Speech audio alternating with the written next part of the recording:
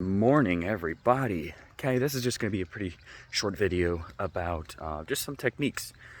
You see me walking here and you're going to think, wow, is this a fitness video or a healthy lifestyle video? Nope, actually the opposite. We're going to be talking about blackjack betting strategies, something that's worked for me, in the past and currently. So if you ever if you ever find yourself, at a table and you don't really know what to bet, it's honestly just as important to come to the table with a betting strategy as well as basic strategy for actually playing the game.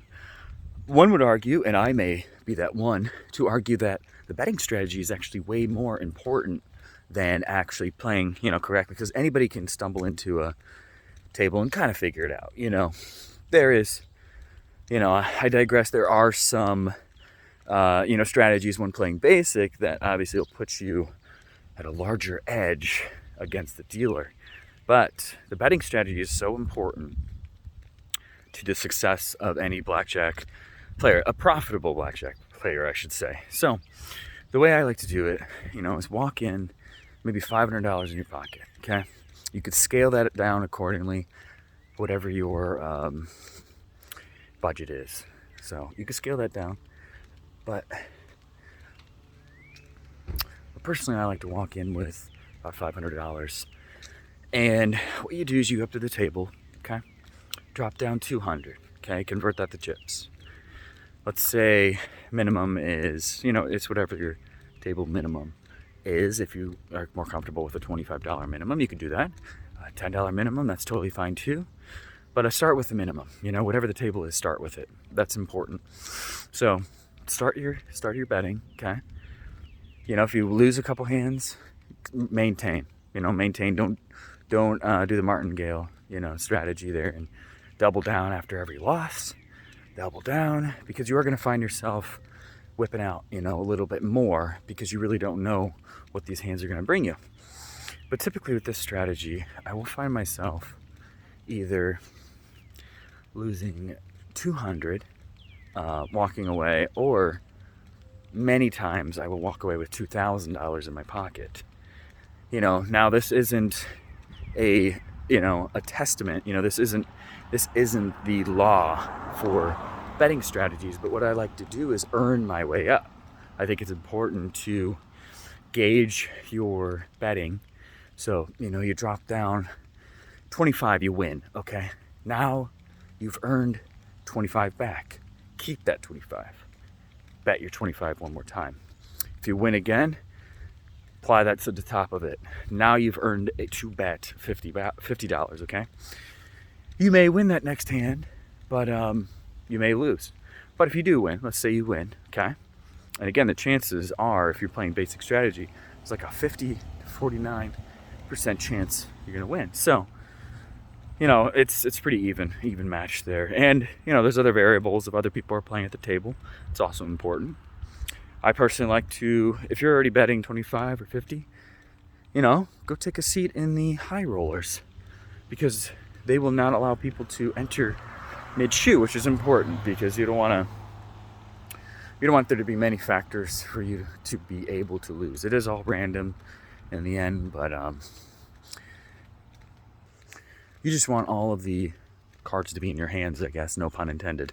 And that's important because even though the other people aren't going to invariably affect your outcome because it is all random, it may make you a worse player because you start to get a little frustrated because you're seeing somebody maybe stay on a 15 and then you get, rightfully so, angered at them, and you start playing emotionally, start betting emotionally, and that's an issue. So I would say, if you're going to Vegas, if you're going to your local hometown casino, adapt this betting strategy, and I think you might find yourself, up or down initially, then up, or, because let's say because I can easily turn 200 into 2,000 and leave and have no issue.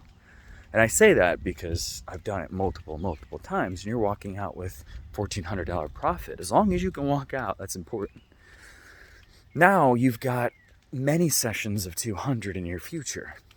Okay, even if you lose all of those, you've got many opportunities here to make that up or increase your overall profits. So this is just something that I have kind of seen through my blackjack casual career.